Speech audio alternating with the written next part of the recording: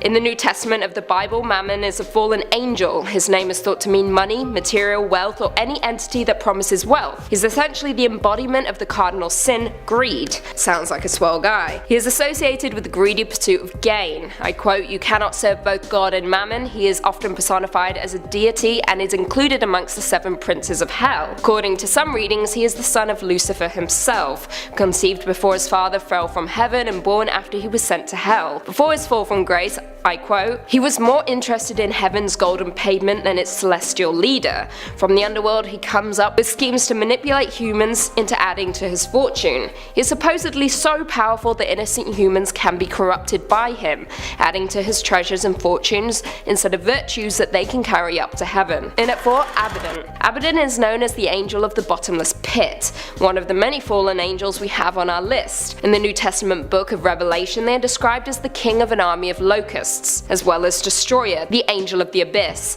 As the king of locusts, he has an army resembling horses with crowned human faces, women's hair, lion's teeth, wings, iron breastplates, and a scorpion stinger. Nasty. Many believe Abaddon to be the Antichrist, but others identify him as the angel as Satan. According to Revelation 9:1-11, after the 5th angel sounds his trumpet, a star falls from heaven and opens the bottomless pit. As a storm of smoke arises, and from the smoke a plague of locusts emerge to torment, but not kill, men who lack the seal of God on their foreheads for 5 months. His origin gets a little hazy, making him appear to be the servant of God, yet also a servant of Satan. Guess it's up to you what you believe. In at 3, Belphegor. Belphegor, along with a few other numbers on our list, is a demon and one of the 7 princes of hell. His powers are of seduction, seducing people with money and inventions, promising endless riches. His role as a demon is to turn humans against each other through means of wealth. He uses our gluttonous desires to drive man to evil, promising fortune in the end. Other reports label him as hell's ambassador to France. Odd title. And his adversary is Saint Mary Magdalene, one of the patron saints of France. His origin is that of a fallen angel and a false god that Moses handed down the death penalty for worshipping. He was dispatched to earth by Satan to deceive mortals, often taking the form of a beautiful woman, typically naked. Although sometimes he can appear as a demon, sporting leathery flesh, horns, sharp teeth, and a gaping mouth, ready to destroy mankind. In at 2, Beelzebub. Identified in the New Testament, Beelzebub is the prince of demons. He holds a high position in hell's hierarchy and supposedly led a successful revolt against the devil. He is the chief lieutenant of Lucifer, the emperor of hell, and is often placed among the 3 most prominent fallen angels, the others being Lucifer and Leviathan. He is capable of flying, which is the worst, and is known as the Lord of the Fires or the Lord of the Flies. Beelzebub is rumored to be responsible for many demonic possessions throughout history. One of the most famous is the possession of Anneliese Michel, a teenager who was diagnosed with epilepsy before a number of exorcisms were later performed, eventually resulting in her death. Beelzebub was also believed to be sowing his influence in Salem, Massachusetts. His name was repeatedly mentioned during the Salem witch trials. And finally, in at number 1, Lucifer. In classical mythology, Lucifer, meaning the bringer of light, was the name of the planet Venus, though in many cases Lucifer was represented as a winged child pouring light from a jar, or even a man bearing a torch. Now in Christianity, as we know, Lucifer became so obsessed with his own beauty and intelligence that he began to desire the honor and power that belonged to God, corrupting him and forcing God to cast him down to the underworld. It is also noted that once he was cast down, he changed his name from Lucifer to Satan, meaning adversary, and following the second coming of Christ, he was bound to the pits of hell during the 1,000-year millennial kingdom over which Christ ruled. All in all, Satan is widely known as the devil himself, an evil entity that seduces humans into sin. He possesses power over the fallen world and a host of various demons. In Judaism, Satan is regarded as an agent subservient to God. There is no answer to whether Lucifer and Satan are 2 separate entities or whether Lucifer's fall from heaven created Satan, but an examination of several passages reveals that he can be none other than Satan, the devil himself. Coming in at number 4, we have Legion. Perhaps the most haunting story in the New Testament is that of Legion. He lived among the dead deep within the tombs, appearing not much more alive than a corpse. At night, the townspeople would hear his screams and avoid the man said to be possessed by the unclean spirits, also known as demons. No longer could they control him, he kept breaking loose from the chains that bound him at his wrists and ankles. Night and day he wandered the wild while cutting his own flesh with sharp stones and shrieking in agony. One day while traveling along the lake to the region of the Gerasenes, Jesus gets out of his boat and is abrasively approached by the man of no name. Dropping to his knees before him, the man begs Jesus not to torture him, for the Lord had commanded the evil spirits to emerge. Jesus then asked, "What is your name?" to which the possessed man replied, "My name is Legion, for we are many." Fearing that they would be cast away into the abyss, the many demons that possessed the man asked to be sent along the pigs in the nearby hillside. Jesus granted the demons permission, and off they went to the thousands of pigs. Now possessed by the evil spirits, the herd plunged to their death and were drowned in the lake below. This man was finally free from the legion of demons. Coming in at number 3 is Berith or Baalberith. In Christian demonology, this demon is considered the chief secretary of the underworld or Great Duke of Hell. This high-ranking official is often seen as the same as Beelzebub in some theories, but in this context they're not to be confused. His name apparently means God of the Covenant, so if any demons in hell need paperwork signed, Berith is the guy to get the job done. He's often depicted as a demonic soldier riding a red horse and sporting a golden crown upon his head. In other grimoires, his skin is also red. This demon is known for manipulating and tempting men to commit heinous acts, like blasphemy and murder. Berith is also said to be one of the demons who possessed a nun in the famous Louvier's exorcism case. Coming in at number 2 we have Adramelech, known as the Fire King. The name Adramelech only appears in the Old Testament twice, but his stories pack a mean punch, especially with children. The first time he's mentioned, he's regarded as the son of the Assyrian king. He ends up murdering his father in cold blood while in the temple worshipping his idol. The worst part is that this story is relatively tame compared to the next time we see the name Adramelech. In the Book of Kings, he's mentioned as being a sun god worshipped by the Sepharvites, who were sacrificing in his honor by burning them alive, hence the Fire King nickname. Adramelech is often depicted with the torso of a man, the head of a mule, and the tail of a peacock. Okay, so that doesn't sound as scary as you're expecting a demon to be, but there's something unsettling about his looks. However, in other lore, he's considered Satan's stylist, so he must be doing something right. Another nickname he holds is Chancellor of Hell, which kinda reminds me of Supreme Chancellor Palpatine from Star Wars. Interestingly enough, both villains indirectly cause children to be killed. Adramelech with the children sacrificed in his honor, and manipulated Anakin with the younglings, but I digress. In Robert Silverberg's short story Basilisk, he's described as guile and mischief than Satan. In at 5, Aquil. Now there is very little known about Aquil, but what we know is that he is the demon who presides over Sundays and exists within Christian mythology. His purpose is to destroy and degrade the practice of keeping the Sabbath holy, which might not sound absolutely terrible, but if this dude possesses the wrong person, it could be bad news bears for all of us. Imagine the president, a prime minister, even one senator possessed, and suddenly we have to work 7 days a week without a single day off. Yeah. Okay, it's a stretch, but there's a reason he is at our number 5. Honestly, no one wants to work long weekends. Just saying. Also, apologies in advance if I pronounce all these names wrong. I'm not a demon. Shh. In at 4, Sergat. Now, Sergat is a minor demon referenced in the grimoire of Pope Honorius, but this does not diminish the fact that he is straight up evil. He is listed as, I quote, Sergat who opens all locks, and his opposite is actually our previous number, Aquil.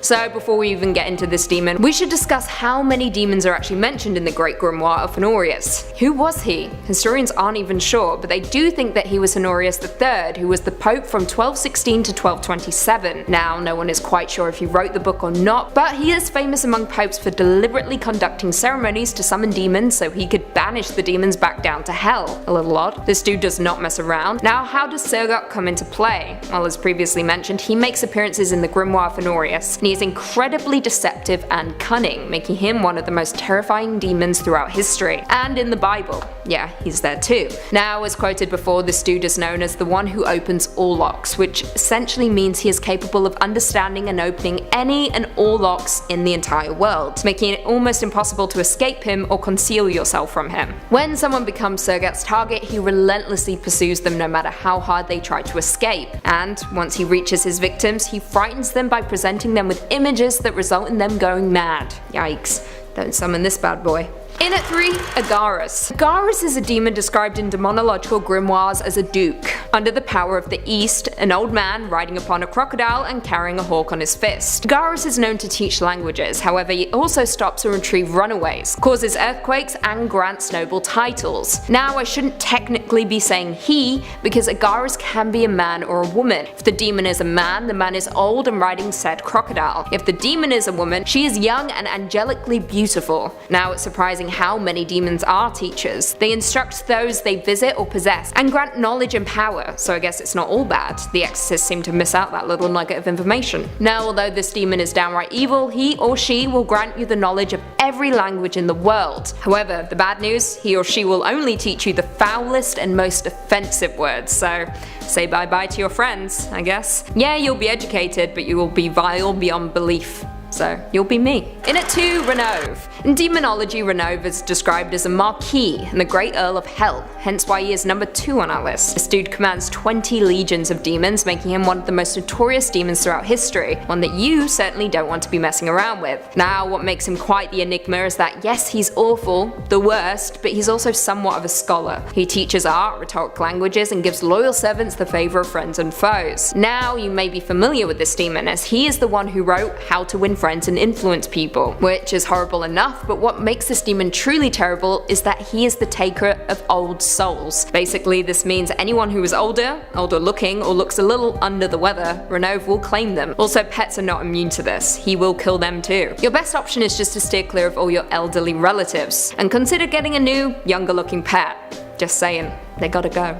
And finally, coming in at number 1, Baphomet. This name may ring a bell for you, and that's because Baphomet is a deity that the Knights Templar were falsely accused of worshipping, following which time it was subsequently incorporated into occult and mystical traditions throughout history. It first appeared in trial transcripts for the Inquisition of the Knights Templar beginning in 1307, which resulted in it being popularized in the English language in the 19th century during debate and speculation on the reasons for the suppression of the Templars. The appearance of Baphomet is that of a goat, an image drawn by Eliphas Levi, which contains binary elements representing the sum total of the universe. More interesting still, this picture of Baphomet is often used as a stand-in for Satan by Satanists and Christians alike. Now, it is a highly debated topic about whether this demon was truly good or bad, but if we look to historical accounts, Baphomet comes from a letter written by a French crusader in 1098. He describes the crusaders' enemies in the Holy Land, I quote, calling upon Baphomet prior to battle. Baphomet refers to Muhammad, the prophet. European Christian dogma viewed the worship of Muhammad as idolatry, which was harnessed by a medieval European ruler in the form of a witch hunt targeting his political opponent. Coming in at number 4 is Furfur, a great Earl of Jinistan and the ruler of 29 legions of demons. According to the Lesser Key of Solomon, a grimoire in demonology, Furfur is the 34th of the 72 spirits of Solomon and a compulsive liar. The only way to get the truth out of this mischievous demon is by entering him into a magic triangle,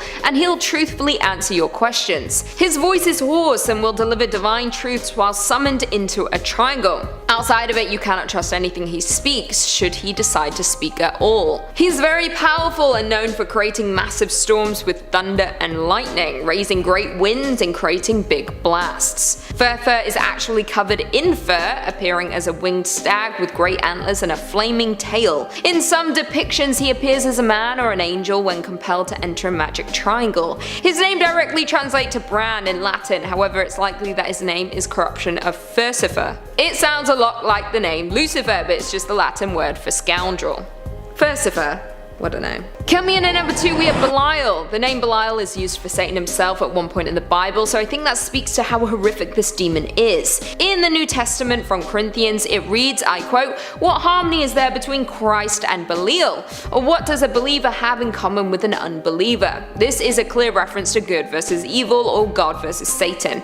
More commonly, Belial is used as the personification of wickedness and even means wicked or worthless in Hebrew. In the Old Testament, the word Belial is used quite a few times, but never referencing a specific being. However, there is mention of children of Belial, daughter of Belial, and man of Belial, so it could be argued that Belial is a being of some sort. Belial makes an appearance in the Book of Resurrection of Jesus Christ by Bartholomew the Apostle, a pseudonymous work of the New Testament Apocrypha. He can be seen along with 666 fallen angels when Jesus commands Michael to show hell to the disciples. In other readings, Belial is a prince of Jinistan and he commands 80 legions of demons. And finally, in at number 1 we have Asmodeus. Also known as the King of Demons in the Deuterocanonical Book of Tobit, like Mammon and Belphegor, Asmodeus is a prince of hell and included in Peter Binsfield's classification of demons as the personification of lust. His wickedness is undeniable, as is his talent for spreading lust among people from all walks of life. Most scholars agree that his origin comes from the demon Ashmedeva from Zoroastrianism, which Jewish and Christian faith molded into Asmodeus. We also see this sexual deviant in the Talmud and Testament of Solomon doing what he does best, lusting after Solomon's beautiful wives. In a fit of rage, Asmodeus threw Solomon 400 miles into the desert and took his place as king until he was eventually driven out.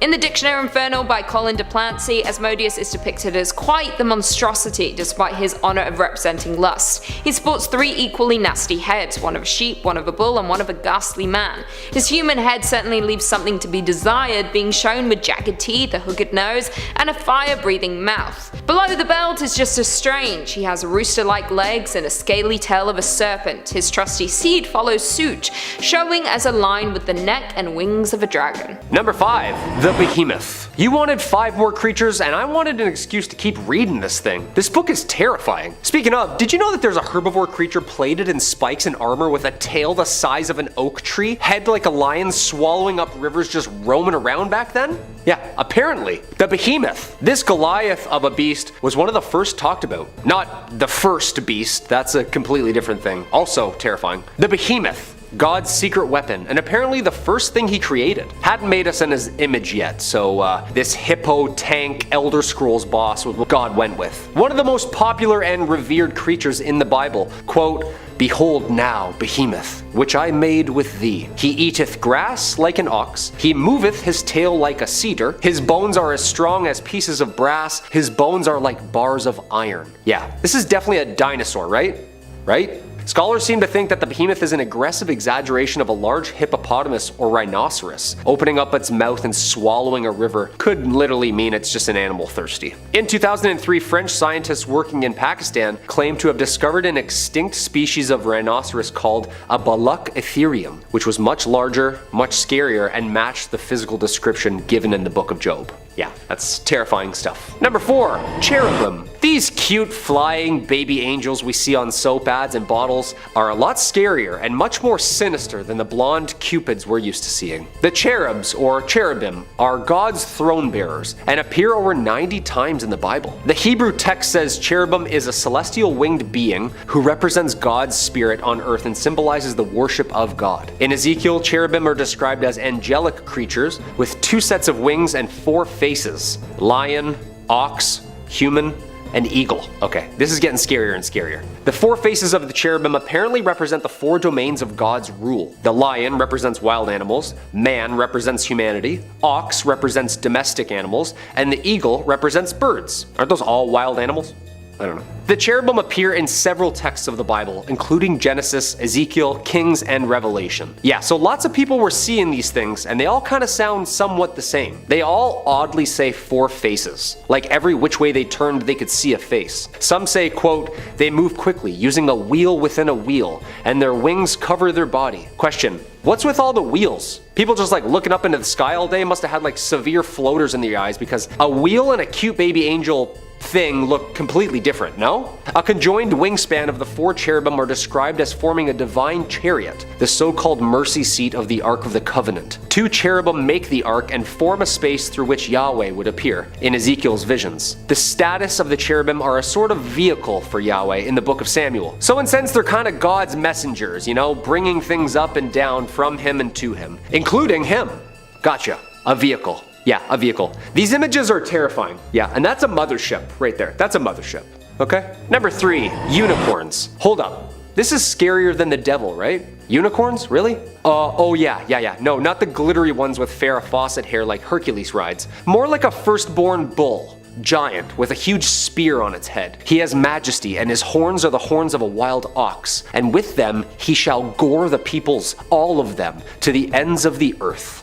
Okay, yeah, that's really aggressive. I guess unicorns were a little bit scarier in the Bible, huh? A couple times these things are brought up too. It seems like a lot of people were seeing these. Yeah, I'd say a hunk in a suit on a television series is much less scary than a monster horse goring you to death. A Ram is mentioned 9 times in the Hebrew Bible. It's been translated to unicorn in the King James Version, and some translations as oryx, which was seen as a wild ox or rhinoceros. Quote, "And the unicorn shall come down with them, and the bullocks with the bulls, and their land shall be soaked with blood, and their dust made fat with fatness."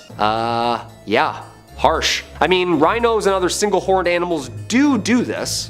The Bible describes unicorns skipping like calves, traveling like bulls, and bleeding when they die, so they were real and very mortal, mostly believed to be an exaggeration though. Even Julius Caesar speaks of them. Quote, "A little below the elephant in size and appearance, color and shape of a bull, their strength and speed are extraordinary. They spare neither man nor wild beast." Were the ancients seeing like giant extinct rhinos, or were these flying evil narwhals just goring everyone to the end of the earth? Who knows? Sure sounds like it. Number 2, locusts. Dude, I'm already afraid of the 12-inch flying praying mantises that do exist today. I can't imagine what these things looked like. Imagine a dog-sized flying insect blocking out the sun because there's so many of them. Abaddon's locusts. These things were terrifying. The Bible has this to say about them. The 5th angel, apparently Abaddon, sounded his trumpet, and I saw a star that had fallen from the sky to the earth. The star was given the key to the shaft of the abyss. When he opened the abyss, smoke rose from it like the smoke from a gigantic furnace. The sun and sky were darkened by smoke from the abyss, and out of the smoke, locusts came down upon the earth and were given power like that of scorpions. These demon bugs are well detailed in the Bible. They're described as, quote, horse-like creatures preparing for battle, adorned with crowns of gold above their head. Their face is like a man, but woman's hair with lion's teeth. Their body was locust-like, covered with iron breastplates. They have scorpion-like stings on their tails and razor-sharp claws, and the sound of their army will be like 1,000,000 horses marching to the battlefield. Dude, that's a locust? Like a locust, the bug? No, I don't think so. They will be freed by their master Abaddon from the bottomless pit and will torment all of the remaining sinners on earth for 5 months. Abaddon is described as the king of the army of locusts. Yeah, guy's really into bugs. Yeah, that's like some Fear Factor stuff right there. Just like 1,000,000 bugs swarming you? No thanks. And coming in at number 1, the dragon. Okay, there's some speculation here that this thing is the devil himself. The devil and the dragon. But also this thing apparently lives with the devil. I don't know, people were saying mixed things, but important thing is, things weren't too literal back then, and they were really spiritual. People were just trying to explain what they were seeing and feeling the best way they could. But yes, there was dragons. Yeah, we have the skeleton bones. Okay? And before you're picturing something fun like Dudley the Dragon or the ones that talk in The Hobbit who sit atop gold, no. Picture when it sneezes, it flashes light. Its eyes are like the red of dawn. Lightning leaps from its mouth. Flames of fire flash out. Smoke streams from its nostrils like steam from a pot heated over burning rushes. Its breath would kindle coals, for flames shoot from its mouth. Yeah, this thing. Terrifying. Tremendous strength of Leviathan's neck strikes terror wherever it goes. Its flesh is hard and firm and cannot be penetrated. Job 41:18-23. This great dragon, the ancient serpent called the devil or Satan, the one deceiving the whole world, was thrown down to the earth with all the angels. And I saw 3 evil spirits that looked like frogs leap from its mouth of the dragon, the beast and the false prophet. They are demonic spirits who work miracles and go out to the rulers of the world to gather them for battle against the Lord on that great judgment day of God the Almighty. He seized the dragon, that old serpent who is the devil, Satan, and bound him in chains for 1,000 years. The angel threw him into the bottomless pit, which he then shut and locked so Satan could not deceive the nations anymore until 1,000 years were finished. Okay, yeah, that sounds like one giant amazing cutscene from a God of War game. Just chucking a dragon into a pit? Also, it's 2022. We better lock that thing back up. It's been more than 1,000 years now, no? Quote, "And behold, a great red dragon having 7 heads and 10 horns, and on his heads were 7 diadems." Okay, so it wears 7 crowns. Maybe this thing is the devil. It's mentioned numerous times in the Bible. I've seen Game of Thrones. This thing is scary. Yeah. Number 5, Nephilim. This one I can get behind for sure. How the pyramids were built still baffles me, and reading all about these things at least makes my brain relax for a second. The giants, the talls, the long neck people, the Nephilim. Again, never been a Bible guy myself, so no judgment if you say all this happened, but I'm just catching up on all this stuff. But in short, the Nephilim were like the offspring of angels and human women, according to Genesis 6:1-4 and Jude. The Nephilim are also mentioned in Numbers 13:33, but it is likely that by this time in Israel's history, Nephilim was used as a term for a tall, intimidating peoples. It's plausible that the Nephilim were both half angels and half giants, making them absolutely huge and absolutely super strong. The Nephilim were the children of the sons of gods and daughters of men, and Christian scholars have theorized that the sons of gods were actually these demonic fallen angels who reproduced with women. Being the offspring of partial angelic heredity, the Nephilim were considered mighty men who are of old the men of renown. The ancients. These people were huge, claiming that they were like 5 times the size of an average man. In the Hebrew Bible, a group of mysterious beings or people of unusually large size and length who lived both before and after the flood were called Nephilimus, sometimes translated to giants. Even the fallen ones from the Hebrew Nephil, meaning to fall. Seems like these people were writing about similar stuff, huh? Spooky. Number 4, 200 million horsemen. This next one is not really a creature as much as it's the end of a lot of all of us. All this Armageddon stuff they were saying, that's some pretty strange stuff that's on its way. Book of Revelation stuff, you know? Quote, I saw as God wanted to show me the horses and the men on them. The men had pieces of iron on their chests. These were red like fire and blue like the sky and yellow like sulfur. The heads of the horses looked like the heads of lions. Fire and smoke and sulfur came out of their mouths. 1/3 part of all man was killed by the fire and smoke and sulfur that came out of their mouths. Word for word. Horsemen or ancient biblical technology? This sounds horrifying. Also, 200 million? That's a lot of flying flaming horses just trucking around the skies and sands like giant tanks, firing fire out of their mouths and nose. As I looked, behold, a stormy wind came out of the north, and a great cloud with brightness around it, and fire flashing forth continually, and in the midst of the fire, as it were gleaming metal. And from the midst of all this came likeness of 4 living creatures, and this was their appearance. They had a human likeness. Okay. You put a Baja hoodie on me at a Dave Matthews concert and hear me saying all that stuff, you probably just think I'm some sci-fi stoner. Nope. This is riveting material, folks. I need to read this thing front to back. Apparently this force was supposed to have taken out or is going to take out 1/3 of the entire world's population. I know like 3 things that can do that. Pandemics, missiles, and floods. However, if men and horses showed up with lion heads breathing fire, it's safe to say it's game over. Number 3, the Leviathan. Okay, at first I was like, oh, that's a roller coaster at Canada's Wonderland. No, this vicious monster was actually modeled after this vicious monster. The Leviathan, the second of the great monsters described in the book of Job. This Leviathan, is an absolute massive sea monster who's impervious to human weapons, breathes fire, and emits smoke from his nostrils.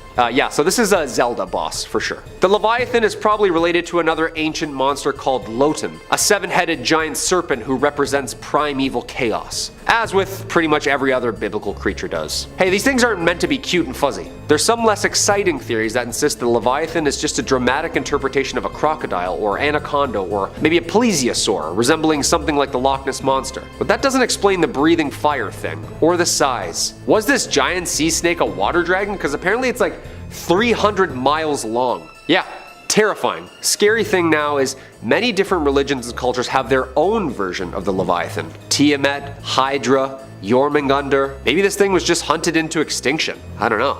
What do you think? Number 2, Archangel Michael. It is said that the angels are not humans, but creatures made from God's creation. I've also seen what the Bible describes angels looking like, and it's not handsome people with wings. Apparently a lot of these things, people really couldn't even describe what they were seeing in front of them. But we'll get to what these things look like in a minute. Of those creatures, Satan, aka Lucifer, is one. The one. However, here is even one creature that Satan fears more than any creature, and that's fellow Archangel Michael. Or Saint Michael. Some say they're brothers, some say they were on the same team for a bit. This is some good stuff, people. Quote, now war arose in heaven, Michael and his angels fighting against the dragon, and the dragon and his angels fought back, but he was defeated, and there was no longer any place for them in heaven. And the great dragon was thrown down, that ancient serpent who is called the devil and Satan. the deceiver of the whole world. He was thrown down to the earth, and his angels were thrown down with him. Revelation 12:7-9. Okay, so hold on. He and them are all down here with us? That's terrifying. Apparently Michael led that army that won, so whatever scares Satan scares the hell out of me as well. Also, all these pictures and statues of him and like window panes are all of him like wielding a giant sword made of light, just stepping on Satan's back as a hero. That's pretty intimidating, not gonna lie. And coming in at the number 1 spot, Ophanim. Okay, so what angels actually looked like apparently was like giant geometrical feathers with eyes and a consciousness. Some had horns, some had hooves, lots of gold and metal colors. This next thing doesn't even make sense to my brain. I feel like this is an anthill trying to understand an iPhone. Quote, as I looked at the living creatures, I saw a wheel on the ground beside each creature with its 4 faces. This was the appearance and structure of the wheels. They sparked like topaz, and all 4 looked alike. Each appeared to be made like a wheel, intersecting a wheel. As they moved, they would go in any one of the 4 directions the creatures were faced. The wheels did not change direction as the creatures went. Their rims were high and awesome, and all 4 rims were full of eyes all around. Ezekiel 1:15-18. First off, is this thing even a creature? Yeah, everything I see here is an alien. Is this just us trying to process some sort of like energy being with eyes? Because if I saw Lucifer that looks like the hunk on the Netflix show, and then I saw this thing? One of the Dead Sea Scrolls interprets them as angels. Late sections of the Book of Enoch interprets them as class of celestial beings who don't sleep and guard the throne of God. Whatever this thing or things are, it sounds and looks absolutely horrifying. How could you paint that on a ceiling? I would just give up and paint wings and a halo as well. For real though, like that is a spaceship of some sort, isn't it? I mean, I understand the times, maybe the science wasn't there, but this thing is straight out of a sci-fi novel. Coming at number 4, we've got Abbasathebu. Rocking with another fallen angel here, we've got Abbasathebu. A little tougher to say and spell, but just as scary and powerful. Raunchy as all hell, too. See, Abbasathebu left heaven at the same time as the devil himself and didn't take the fall that well. He used to be a flatterer of God, but once he took that trip to the down below, things got ugly. If you're familiar with the most legendary gaming villain of all time, you'll see some inspiration here. While falling, Abbasathebu was used as a life raft of sorts by other fallen angels. They grabbed at his body and managed to take hold of one of his wings. This led to the feathered appendage being torn off, leaving our poor demon to be with only 1 wing. Eventually it did sort of grow back, but not as it was. Abbasathebu is known for having a red, grotesque wing. That's how many recognize this demon. Badass, but probably really upsetting to deal with after many lifetimes of perfect angelic wings. Like I said, once he made it to hell, things went extra south. He rules over Tartarus, which is essentially hell jail. All of the worst reside here, suffering eternal torment in a cage of their own creation. How lovely. Abbasathebu also has quite the command of sorcery, able to cast powerful spells and persuade influential figures to act in unholy ways. For these reasons and more, it was decided that this demon could no longer have sway over humanity. Abbasathebu was eventually trapped in a pillar of air, meant to be trapped for eternity. Tough break for sure. However, many do believe that Abbasathebu will return one day and bring with him thousands of years of fury after being trapped so long. His red wing will unfurl and he will return to his vengeful and cruel ways. Who's excited? Coming in at number 2, we've got Vetus. Corruption. Such a classic human form of folly. We work so hard to avoid it and even do our best to prop up those who remain pure of heart and purpose, but corruption spreads pretty much no matter what. We can thank Vetus for that. Second in command to Lucifer himself, this is the demon who wants to tempt holy people away from their chosen path. Even the most pious has a chance of being drawn in by this demon. He works very hard at figuring out people's deepest desires and then encouraging them to pervert everything they believe in to achieve said goals. Oftentimes these desires are less than socially acceptable, and at worst they can be quite taboo. Does Vetus care that he's ruining lives? Probably not. He takes on different forms to be extra convincing and makes sure to really sweeten the deal whenever he can. However, there is a way you can tell if Vetus is trying to tempt you. He only speaks in rhyme. Interesting, right? Hold on, there's a form of communication that almost exclusively communicates in rhyme and tells people to act in all sorts of wild and depraved ways. Music! Pop music specifically, but hey, do you think that Vetus is communicating with modern folks through the tunes we so often hear on the radio, telling us to consume, to cavort, to consummate? That's insidious. Coming in at number 5, we've got Astaroth. You feeling lazy lately? After a good year or so indoors, followed by some intense socialization, you probably feel like it's time to hibernate again. Fall is rapidly approaching, and with it the desire to drink hot tea and never leave the house. There are horror movies to be watched and fall recipes to be cooked, but be careful. If you use all of this as an excuse, you might be under the influence of Astaroth.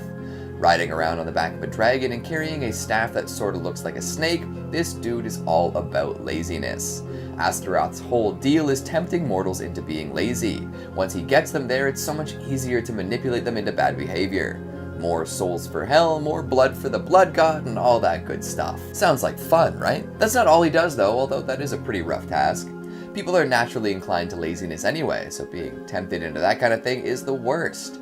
In addition to that though, he's also the treasurer of hell, and helps the new demons get a hang of things when they first show up, showing them the super hot ropes and whatnot. Interesting that hell has a currency that they needed organized, eh? I'm sure he does plenty of laundering across all sorts of seedy underworld activities. Interestingly enough, witches see Astaroth a little differently. They consider him a female demon with expertise in all sorts of areas, more specifically, lust, protection, and love. So Astaroth can be many things, but one thing is for sure, and that is Astaroth's terrible breath. That's a fun little demonic detail. In Christian lore, it appears that Astaroth also has dominion over math, and can make people invisible in their search for treasure, so Nathan Drake and Indiana Jones may have something to talk to this demon about. And like most demons of higher orders, Astaroth can answer any questions asked as long as they fall under the topics he knows about. Coming in at number 4, we've got Olivier. A real jerk, this one. We can see this playing out across all cultures and eras, and it's always justified by some ridiculous standard. Cruelty and hatred towards the poor and disenfranchised. More than ever, the line between stable and in the street is thin and blurry, and Olivier takes full advantage of this. I'm sure all sorts of entrepreneurs, influencers, and money hoarders have been visited by this demon. Olivier, baby, the so-called prince of archangels down in the depths, and patron demon of encouraging malice and viciousness towards the poor. That is indeed a low demon to be. We live in a messed up world already. Why should the poor be reviled for simply being poor? At what point do we decide that work is the ultimate good and that nothing else can stand in for that morally or economically? It seems as though the folks who do the most important, most real work, say building the structures that we inhabit or bringing food to the masses, get the short end of the stick. And Olivier apparently has a fair share in keeping that the way things are. Middle managers and corporate drones keep their specific machines chugging and then dump on the poor, telling them that they should simply work harder. Forget Astaroth making folks lazy, making folks think that others are lazy for not making as much money as them is really wild. Olivier, you really are a rat, aren't you? Coming in number 2, we've got Varine. Oh, this is a nasty one. Patience is a virtue indeed, and it is so easy to lose it.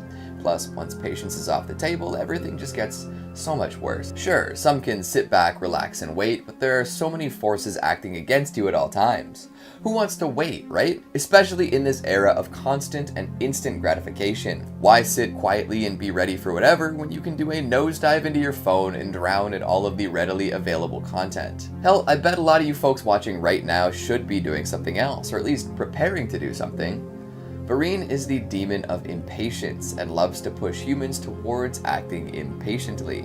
He does it without delay too, no waiting in line, no queuing up, no sitting about until something good happens. So all the folks in your life who seem to act impatiently are probably being influenced by this demon. The dude in the beat up Corolla who doesn't seem to know what a zipper merge is and decides to rush all the way to the end of the disappearing lane to just nose his way in? Varine. The lady at the supermarket who absolutely can't believe all of these selfish people with full carts in front of her line unbelievable despite her equally full cart. Varine. Those folks who pre-order every gosh darn pop culture artifact they think is cool and then whine until it finally arrives in the mail. Varine. Impatience will end us all, especially if we give into it. Most things will come with time, but if you try too hard to speed up the process, you're just asking for heightened blood pressure and a desire to lash out at all those around you. And that's no fun. Some actually describe Varine as a female demon too, so if you subscribe to that belief, ignore what I said before while referring to this entity as male. Interestingly enough, this impatient demon is mostly aligned with creation rather than destruction, which is a strange thing for a demon to do, but hey, I'm not going to claim to understand the whims and goals of each and every underworld entity. One last little tidbit before we move on to our final demon of the day, Varine was supposedly involved in a pretty large-scale possession way back in the 17th century. Yep, it possessed a whole swath of nuns, which had plenty of implications for the church and those who followed it. Fun, right? And finally, at number 1, we've got Luvart. Supposedly the only fallen angel amidst the demonic hierarchy, Luvart is often referred to as the Prince of Angels. High praise for someone so low. This demon is many things, but one that appears quite often is the idea that he presides over possessions. Luvart was even blamed for the possession of Sister Madeleine during the demonic attacks in 17th century France. A round of applause for Luvart, everyone. Jolly good show. Most would think that they'd be safe seeking refuge within the holiest of holy books, but apparently there are plenty of demons. In at number 5, Nadab and Abihu burned alive. Nadab and Abihu were brothers chosen to serve the Lord as priests due to their family having a rich pedigree. Their intensive preparation and dedication to serving God. However, when they chose to make an offering to the Lord, they did not know it would be their last. They dressed in their best robes and made their way to the altar to make an offering of incense. It was a known fact that they were forbidden to make unauthorized offerings to the Lord, and it is unknown why they ignored this warning. Once their offering was made, a flame engulfed the altar, and the brothers onlookers watched as they were burned alive. It is said that these deaths were to show the people that there are no sins too small. The brothers should have known that the incense was an unauthorized gift. Something to keep in mind next time you light some incense in your home. Which I never do, so I'm fine. No one's burning me alive, motherfuckers.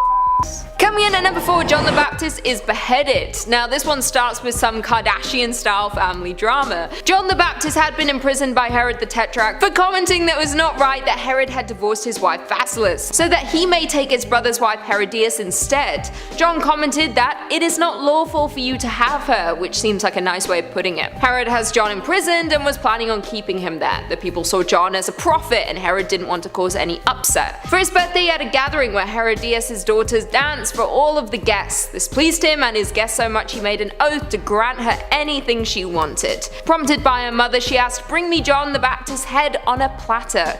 Herod was disturbed by this, but he had to keep his oath. That evening John the Baptist was beheaded in his cell. His head then brought on a platter to be presented to Herodias and her daughter in front of all of their guests. It is unclear what happened to the head after this, but that is some crazy revenge for gossiping about the family. That's why you should never gossip.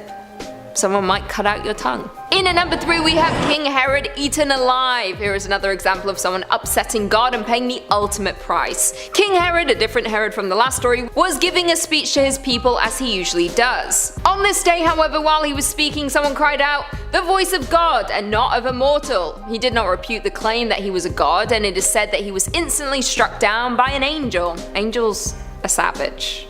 We've learnt this on this channel. They're evil. The story goes on that he did not have a quick death. He was in agonizing pain for at least 7 days. It's like it took God 7 days to build the world. Wow. 7's a good number. Like David Beckham. He was number 7. Not that I believe in God, you know. I don't believe in anything. During this time it is said he was being eaten alive by worms from the inside out. The worms consumed him after 7 days, and this was his slow, painful cause of death. Imagine a worm consuming you. Worms are evil because you can cut them in half and then they are 2 worms. That's you just created 2 different things. 2 worms. When 2 become 1. When 1 becomes 2. Like what the that shouldn't be right. Like you should never be able to cut something in half and then it becomes 2 living things. Anyway, that's and it's worse than The Conjuring. In at number 2 we have Concubine of a Levite. This story is about a Levite who is traveling with his concubine, a second-class wife. Sucks. Imagine being the second-class wife. I only want to be first class. Along his travels, he finds an elderly man who offers to give them shelter for the night in the town of Gibeah. It is a dangerous place no one should be traveling through. Some dangerous men show up at the house looking to have a good time. The Levite and old man decide to offer up the concubine to appease the men, hoping this will keep them safe from the men. The concubine is taken away by the men for the rest of the night. In the morning, the Levite finds the concubine dead outside of where he had been staying. The man is angry for what they've done to her, so he decides to get revenge on the men, so he dices them up. He then sends those pieces to 12 tribes surrounding Gibeah, which leads them to attack the city. Dicing your girlfriend up to get revenge on her murderers doesn't seem like the best idea, but then again he did offer her up to them in the first place. So you're in the wrong. You should be in The Conjuring. and I'll possess you. And finally, in at number 1 we have Ezekiel's Army of the Dead. This next one might remind you more of The Walking Dead than a Bible story. Ezekiel was brought by God to a valley that was full of bones. He walked back and forth among the bones until God asked him if these bones could once again live. God then told him to repeat a prophecy to the bones as he told him it. The bones started to move from around him. They began to form and find the other pieces of the body they had lost. Tendons and flesh appeared on them and skin covered them, but they were not breathing, they were not alive. He then told him the final words to speak, and the dead began to wake up and breathe once more. God told him that these are the people of Israel who had been killed. He was bringing them back to take their rightful place back in their land. Ezekiel then had a full undead army to take back their land which they had lost. Coming in number 5, we've got trumpeting angels. Now, don't get me wrong, I love a good trumpet solo. It's a beautiful instrument with so much room for expression and range. However, these angels aren't likely looking to play some blues scales, nor are they going to run through a sorrowful ballad. They're playing these trumpets as a way to kick off the horrifying festivities of the end of the world. The 7 trumpets shall be played by 7 angels, each of which marks the beginning of something terrible. This all happens after humanity has already been reduced to tatters and folks are living in caves, so hot start. But it does get hotter, because the trumpets are supposed to raise hell. Let's run through all 7 and see how we feel. The first trumpet rings out loud and clear, summoning a storm of hellfire. Hail, fire, and boiling blood will rain from the skies upon those still present on earth. This is so spicy hot that all the grass and trees still standing will be burned down to nothing. Anyone outside of their cave dwelling will be cooked too. Now, you might be thinking that the sea is a good, safe place during all of this, but not so, as the second trumpet begins the process of breaking down a burning mountain and sending all the pieces into water, reducing the wildlife to blood and destroying any human-made vessels. Trumpet number 3 fells a star named Wormwood, sending it careening down to Earth. When it touches down, it poisons a portion of all the waters on Earth, whether they be rivers, lakes, oceans, or streams. There are stark few comforts left at this point, but things can get worse. All of the light from the sun and stars disappears at the sound of the 4th trumpet, which can't be very well received by the folks still surviving. After darkness reigns, an eagle will swoop down and warn folks of the next trumpets and their consequences. Number 5 brings about another fallen star, this one carrying a plague of locusts that are meant to torment any non-believers. Now here's where things get really dire. Trumpet 6 unleashes 4 very special, very violent angels. This fearsome foursome will send 200 million horsemen down to Earth to cut through a third of humanity using fire, smoke, and sulfur. Holy smoke, they're not messing around. Worse yet, their horses barely resemble anything equine.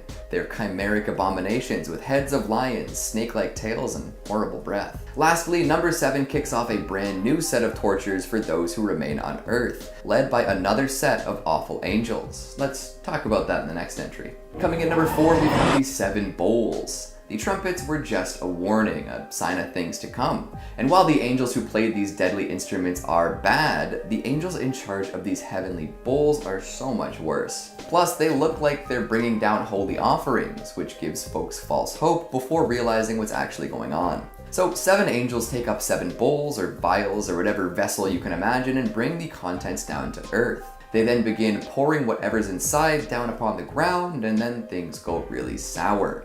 Inside these bowls resides pain and torture, plague and disease. Anyone who made it through the trumpeting will then be annihilated without remorse. Folks develop oozing sores, rivers are filled with blood, people literally combust on the spot. It's all very wild. And the fun doesn't stop there either. As plagues spread through the world and those who have sinned suffer lifetimes of pain, even more madness is poured by these bowl-bringing angels. After the Euphrates River dries up, battles between kings of the world will begin and more lives will be lost. And to top everything off, the bowls bring about the most powerful and destructive earthquake that mankind will ever see. No disaster to date will compare to the chaos whipped up by this massive quake, leveling entire cities in seconds, opening up enormous chasms in the earth, and generally making it really hard to have a good time. Damn. So what at first appears to be a reward for surviving the trumpeteers actually becomes an ever greater punishment. These angels literally split the world apart with the quake after implementing all sorts of legendary suffering. Jeez Louise, I thought these guys were supposed to protect and watch over humanity, not absolutely annihilate everyone. Coming in number 3, we've got the false prophet. Whether this is actually an angel or not is a point of contention, but I believe that this presence is employed by the heavens regardless. so we'll allow it. This beastly brute will arrive just in time to sway the hearts of weaker humans, and then condemn them for falling to his trickery. During the divine trumpet solo, a horrifying beast will emerge from the sea, killing many. However, the beast will be injured after this. Once that is complete, the false prophet will rise. This entity will force anyone around to worship the first beast, causing them to be branded with the mark of the beast, or 666. Any who comply will be damned, of course, and will also suffer immensely once the plagues from the bulls rain down. But really, did any mortal have a choice in the matter? The beast from the sea is powerful enough to frighten anyone into submission, so what else are they supposed to do? During a rain of hellfire like that, there's not too much in terms of rational thinking or hope. I suppose it's a test to see if those who are truly devoted to God are ready to simply die with the knowledge that they'll be saved. But still, that is a hardcore trust test. Coming in number 2, we've got the of Babylon. Another questionably angelic figure, but one who appears nonetheless. As chaos reigns around the world, the of Babylon will descend upon humanity riding a beast with 7 heads and 10 horns.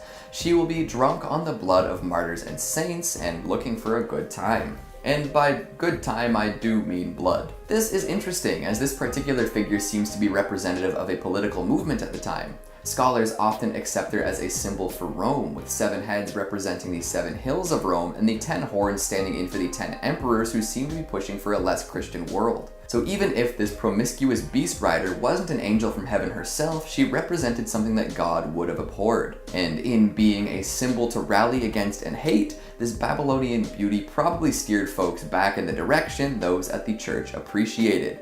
Interesting, right? Coming at number 5, we've got Leviathan. Often associated with adjectives like aquatic and enormous, Leviathan is a word we often hear outside of the context of angels. It's a concept at this point. If something is a Leviathan, it's an enormous sea monster, ready to swallow entire ships whole, prepared to annihilate fleets of submarines, waiting for its chance to appear in a monster movie. But here's the thing, Leviathan isn't just some monstrous figure in the ocean, nor is it simply a huge roller coaster in Vaughn. Leviathan is also a demonic angel.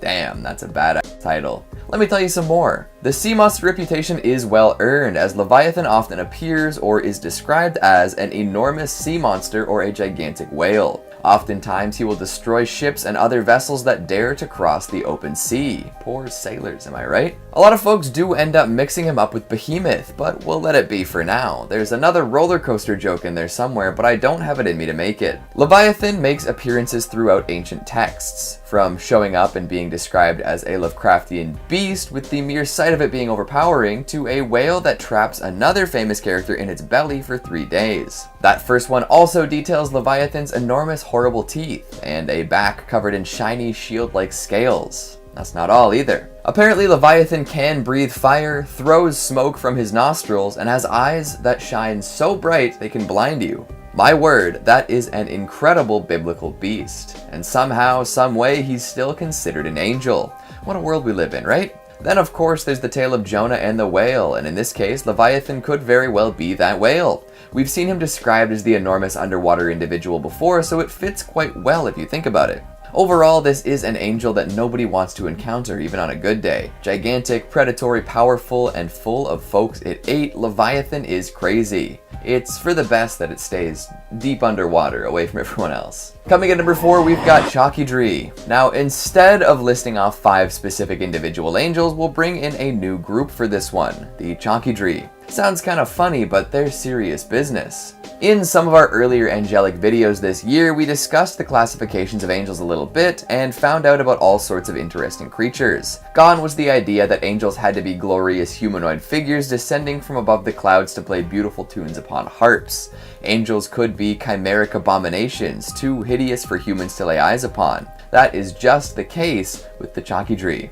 Oh yeah. To kick it off, let's talk about where these things live. Not in the heavens or above the clouds or anything like that. The Chalkydree are so much more hardcore than that. These angels have decided to take up residence in the sun. You know, the enormous ball of fire in outer space that burns bright enough to warm our entire planet from 150 million kilometers away? Yeah, they live there. I'm sure their tans are immaculate. Described as marvelous and wonderful, or in my words, overwhelming and intense, these angels take on very interesting forms. Their feet and tails are like that of a lion, offering up claws and speed unlike most others.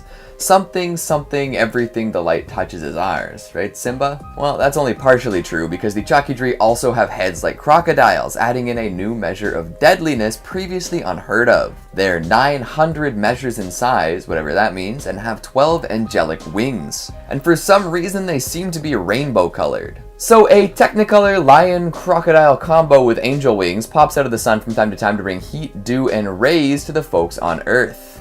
You know what? Maybe they're not so bad after all. Coming in number 2, we've got Mastema. Known for his judgments and punishments of humans, Mastema is one scary angel. He's an arbiter, and you do well not to forget that. If Mastema gets the chance, he'll put you 6 feet under for eternity. Worse yet, he treats his whole job like a sting operation. Instead of sitting back and waiting for humans to do unholy things, he actively tempts mankind with all sorts of stuff to make them act out of turn.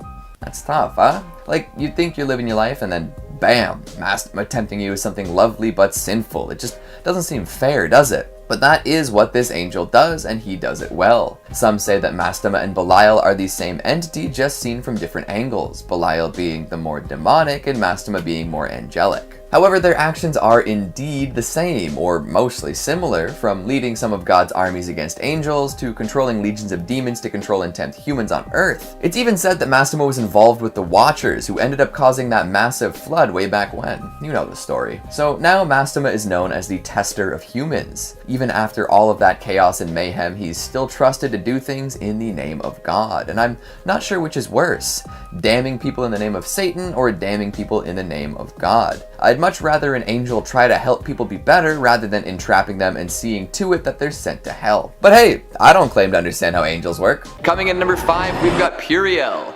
Not to be confused with the top tier hand sanitizer, although I wouldn't be too mad if you made that mistake. This angel does a similar job to the alcohol-based cleaning solution. He purifies and eliminates all sorts of unsavory things. Whether or not that's 99%, I can't be sure, but here we are anyway. His job is one that not many would really want to do. Puriel is the angel of punishment. One would think that once you made it to heaven, there wouldn't really be a need for that kind of thing, but apparently we're wrong. He watches over the prison in heaven, acting as the warden. Who knew? He's also responsible for examining each and every soul that makes it up to heaven after dying. During this spot check, he makes sure that the soul is pure enough to be allowed to pass through. Kind of like a TSA check at the airport, but somehow more invasive. Instead of checking your passport and your luggage and making assumptions based on your appearance and background, they're instead reaching into the depths of your soul. Talk about a cavity search, am I right?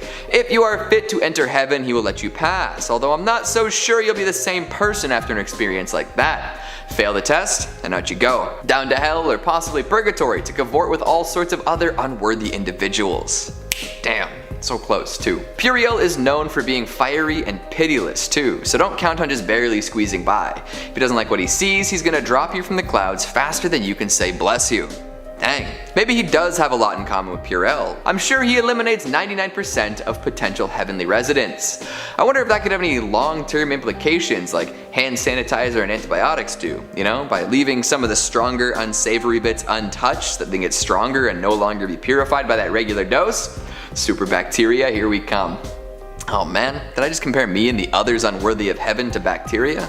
Gotta work on that self-esteem. Coming in number 4, we've got Sinkiel. Dangerously close to Sin Kiel, this is another remorseless, unrepentant angel. Do not put yourself in her sights lest you be utterly annihilated in seconds flat. One has to wonder how an angel becomes the chief of destruction, although I wouldn't recommend asking Sinkiel anything about it. She's likely to just cash in on that title in the wildest way possible. Destruction. In addition to her first title, she also is known as the Angel of Vengeance, which works well with those predetermined traits. Destructive and vengeful seem to go hand in hand quite well. Claim revenge through destruction, destroy upon the path of vengeance. What an angel. Sinkiel does spend a good amount of time in heaven commanding other angels, but will often be called down to earth to chastise and purify sinners. Most folks have a hard enough time being chastised by their teachers and employers. Imagine a literal angel from heaven dropping in to give you an earful. My word. Plus, the way most angels purify sinners isn't pleasant. It's not just radiant light zapping you to righteousness in the same way a UV light might disinfect buffet food. You're probably getting smoten. Straight the hell with your sinful ass. She doesn't always work alone either. Many lesser angels receive Simkiel's orders and follow them with fervor. A whole platoon of vengeful, destructive angels on the lookout for sinners and sinner adjacents. I don't know about you folks watching at home, but I don't think too many righteous and pious people are watching top 5 scary videos. So Simkiel should be on our list of folks to avoid at all costs, as if we could even avoid her in the first place. Oh well, I guess there's only so much you can control in life. Might as well get cleansed by the good guys in the end, right? Coming in number 3, we've got Ansiel. Working closely with Simkiel, Ansiel is another tough cookie straight out of the clouds. With a name meaning the constrainer, one can assume that nothing good comes from being constrained. Images of prison, the inability to move, and possibly even Stockholm Syndrome are evoked, are they not? All that being said, it's tough to think that an angel who makes regular use of constraints is anyone's safe haven, unless you're a regular on a smutty roleplay blog, and in that case, you do you. Ansiel isn't all that bad though. He's often invoked to prevent forgetfulness and stupidity, which, to be honest, we could all use a hand with from time to time.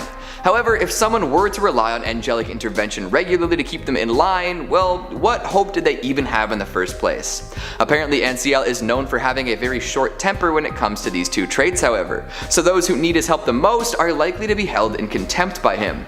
Maybe find a new job, right? Humorless and hard to get along with, Ansiel is an excellent soldier. In fact, he's one of Michael's greatest warriors, which means if anyone is ever to step to him, things will end very badly for them. Watch out and try to keep tabs on stuff you're supposed to remember. If you fail at this, you could find yourself restrained, constrained, and in Ansiel's bad books. Coming at number 2, we've got Gabriel. Now we're talking about the big ones, the archangels. Gabriel in particular can be a real pain to deal with. The youngest of the archangels, he is known as the messenger of God. He heralds major changes and brings news from the heavens. So if you run into Gabriel, you can be assured that something monumental is about to happen. You'd better listen closely though, because he doesn't suffer fools. In fact, if he senses that you're not paying close enough attention, he might just silence you forever. That's almost what happened to Zechariah. When Gabriel descended to announce the birth of John the Baptist, Zechariah initially reacted poorly. Seeing this, Gabriel got angry. So angry that he threatened to take away Zechariah's voice. He said, "I am Gabriel. I stand in the presence of God, and I have been sent to speak to you and bring this good news. But now, because you did not believe my words, you will become mute, unable to speak until the day these things occur." Man, I can only imagine what happens when he gets into an actual argument with someone. For a being with divine powers, he sure has a short temper. Plus, as God's messenger, Gabriel is going to be the first to show up if God ever decides to call this all quits. It's more likely than you think, too. Humans are sinful and often turn to other forces these days, and in so many movies, Gabriel is the big bad guy who causes all sorts of problems for humanity. When you're the first angel to show up, you'd better believe you're going to catch a lot of folks off guard.